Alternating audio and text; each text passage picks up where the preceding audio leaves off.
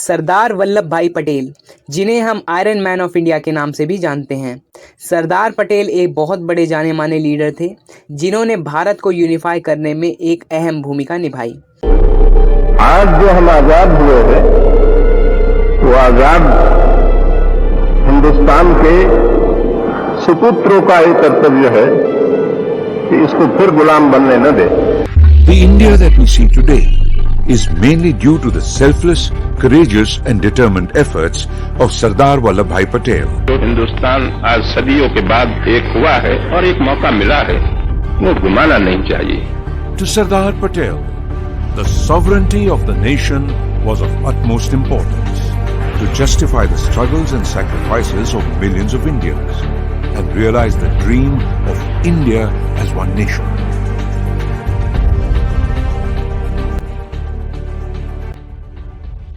History तो हम सभी पढ़ते हैं, पर क्या आपको पता है हमारे लेजेंडरी लीडर्स लाइक नेताजी, सरदार वल्लभ भाई पटेल और वीपी मेनन, जिन्होंने भारत को यूनिफाई करने की जिम्मेदारी अपने कंधों पर ले ली। और मैं आपको बता दूं, इन्हीं 3 लीडर की वजह से भारत एक यूनिफाइड कंट्री बन पाया। और आज़ादी के इस लंबे इतिहास में हम भारत के रीयूनिफिकेशन स्ट्रगल को भूल जाते हैं।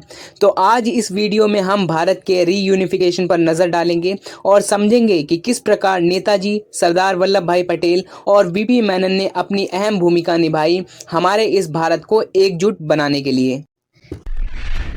जो एक छोटे से कुएं में मेढक रहता है, उसका दिमाग बढ़ता नहीं, उसकी शक्ति भी बढ़ती नहीं। लेकिन महासागर में जो मगरमच्छ रहते हैं, वो जो खेल कर सकते हैं, वो कुएं के मेढक नहीं कर सकते। तो हमारा दिल हिंदुस्तान से भरना चाहिए और हिंदुस्तान के लिए हमारी वफादारी। देखिए, सरदार पटेल और उनकी टीम के कंट्रीब्यूशन को समझने के लिए आपको 90s 40s के भारत को समझना बहुत ज़्यादा ज़रूरी है। यहाँ पर आप देख पा रहे हो, भारत 3 हिस्सों में विभाजित था। पहला ब्लू टेरिटरी, जो कि ब्रिटिश की टेरिटरी थी। दूसरा ग्रीन स्टेट, जो पाकिस्तान को ज्वाइन करना चाहते थे। लास्टली ऑरेंज में हमारे नेटिव रूलर, जो अपने रिस्पेक्टिव टेरिटरी में रूल करते थे under British regime. They pay tax to the British and abide by their demands. 1947 के दौर में when British were about to leave India, सबसे चैलेंजिंग पार्ट भारत के लिए ये था कि भारतीय राज्यों का सेग्रीगेशन किस प्रकार किया जाए, दूसरा कि सरकार की नियुक्ति किस प्रकार की जाए, तथा overall handover of power from British crown to local Indian ruler. अब यहीं पर हमें भारत की सबसे बड़ी राइवलरी देखने को मिलती है between Indian national Congress and Muslim league, जहां एक तरफ मुस्लिम लीग और उनके साथी पाकिस्तान की डिमांड कर रहे थे, वहीं दूसरी तरफ नेहरू जी और Sardar Vallabhbhai Patel were fighting to unite India as one nation country. अब यहाँ पर प्रिंसली स्टेट्स के पास 3 ऑप्शन थे, वेदर टू ज्वाइन इंडिया और पाकिस्तान और टू रिमेन इंडिपेंडेंट। अब शर्त यह थी कि अगर प्रिंसली स्टेट भारत का पार्ट बनते हैं तो उन्हें अपना रूल खत्म करना पड़ेगा। इसी के चलते ज्यादातर प्रिंसली स्टेट भारत के साथ मिलने के बाद भी 15 अगस्त को कुछ राज्य ऐसे थे लाइक कश्मीर, जूनागढ़ और हैदराबाद, तीनों ही स्टेट भारत और पाकिस्तान के बीच चल रही टसल के बीच फंस गए। और यहीं से शुरू होता है भारत का पोस्ट इंडिपेंडेंस स्ट्रगल। इनमें सबसे इंटरेस्टिंग स्टोरी है the story of reunification of Kashmir and Hyderabad. तो सबसे पहले समझ लेते हैं कि कश्मीर का भारत में यूनिफिकेशन किस प्रकार हुआ। पर उससे पहले क्या आपने कभी सोचा है कि कश्मीर भारत के लिए इतना इम्पोर्टेंट क्यों है? पिछले 75 सालों से हम कश्मीर के लिए क्यों लड़ रहे हैं? पिछले 75 सालों में भारत और पाकिस्तान के बीच 3 युद्ध हो चुके हैं, जिसमें लाखों लोगों ने अपनी जान गंवा दी। अब क्वेश्चन ये आता है कि कश्मीर भारत के लिए इतना इम्पोर्टेंट क्यों है? क्यों लाखों लोगों ने अपनी जान गंवा दी सिर्फ इस कश्मीर के लिए? देखिए, यहाँ पे 3 मोस्ट इम्पोर्टेंट रीजन इन्वॉल्व हैं। पहला, geo strategic interest of India, जिसमें कश्मीर के ग्लेशियर्स और उनका फ्रेश वाटर शामिल है। मैं आपको बता दूं, यह पानी भारत की इलेक्ट्रिसिटी और डोमेस्टिक यूज के लिए वाइटल सोर्स है, और यही पानी भारत के करोड़ों लोगों को पानी और इलेक्ट्रिसिटी प्रोवाइड करता है। इसमें इंडस रिवर और इसकी मेजर ट्रिब्यूटरीज शामिल हैं।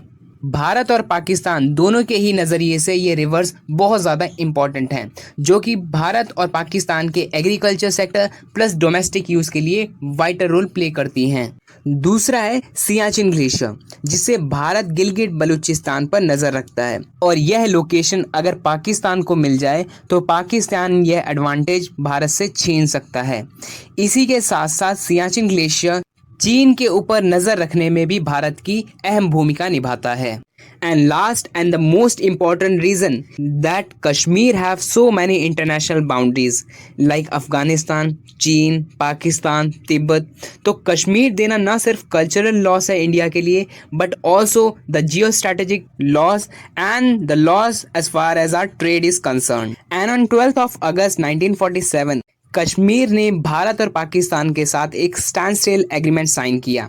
इसका अर्थ था कश्मीर के महाराजा ना ही भारत को ज्वाइन करेंगे और ना ही पाकिस्तान को ज्वाइन करेंगे। और 12 दिनों के बाद ही पाकिस्तान ने कश्मीर को एक वार्निंग लेटर लिखकर ये कहा कि if Kashmir fails to join Pakistan the gravest possible trouble will be inevitable.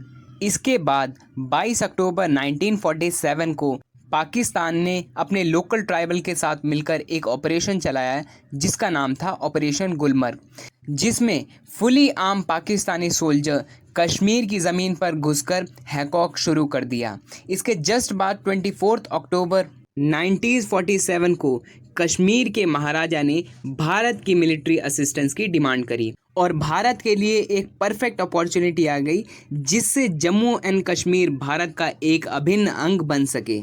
इसी के जस्ट बाद हमारे माननीय वीपी मेनन जी कश्मीर गए और उन्होंने कश्मीर के महाराजा के साथ एक इंस्ट्रूमेंट ऑफ असर्शन साइन किया। इसी के चलते भारतीय सेना श्रीनगर में एयरलिफ्ट की गई और जम्मू कश्मीर को भारत का एक अभिन्न अंग बना दिया। इसके बाद 5 जनवरी 1947 को एक सीज़फायर अनाउंस किया गया और यही कारण है जिसकी वजह से भारत जम्मू कश्मीर पर अपना दबदबा कायम कर पाया। इसी के 8 महीने बाद एक फुली ऑपरेशनल रोड कंस्ट्रक्ट किया गया बिटवीन जम्मू एंड पठानकोट और इसी के साथ साथ टेलीग्राफ और टेलीफोन लाइन भी बिछाई गई बिटवीन पठानकोट, अमृतसर एंड जम्मू। और हमारे जवानों के खून पसीने की वजह से ही जम्मू कश्मीर आज भी भारत का एक अभिन्न अंग है। ये तो बात हुई हमारे जम्मू कश्मीर की। चलिए अब मैं आपको ले चलता हूँ हमारे साउदर्न पार्ट ऑफ इंडिया की तरफ। अब हम देखेंगे कि कैसे हैदराबाद जो है भारत का एक अभिन्न अंग बना। Nizam of Hyderabad is more prone to join Pakistan. आप सोच कर देखिए, अगर हैदराबाद पाकिस्तान का पार्ट बन जाता तो ये बहुत डिफ़िकल्ट हो जाता पाकिस्तान के लिए to admit Hyderabad which is located in the central part of India. दूसरी चीज़, अगर हैदराबाद पाकिस्तान को ज्वाइन कर लेता तो इंडिया के बीचों बीच हमारा बाउंड्री डिस्प्यूट हो जाता बिटवीन इंडिया एंड पाकिस्तान और ये इंडिया और पाकिस्तान दोनों की ही टेरिटोरियल इंटीग्रिटी को हानि पहुंचा सकता है। और यही कारण था Nehru ji and Sardar Vallabhbhai Patel wanted to control Hyderabad. In 1947 Sardar Vallabhbhai Patel requested Nizam of Hyderabad to join India but they refused. Instead on 15 अगस्त हैदराबाद को एक इंडिपेंडेंट स्टेट डिक्लेयर कर दिया गया एंड बाय द अक्टूबर ही sign standstill agreement between India and Pakistan. अब जैसे समय बीतता गया, हैदराबाद की local rebel forces called Razakar started to rebel.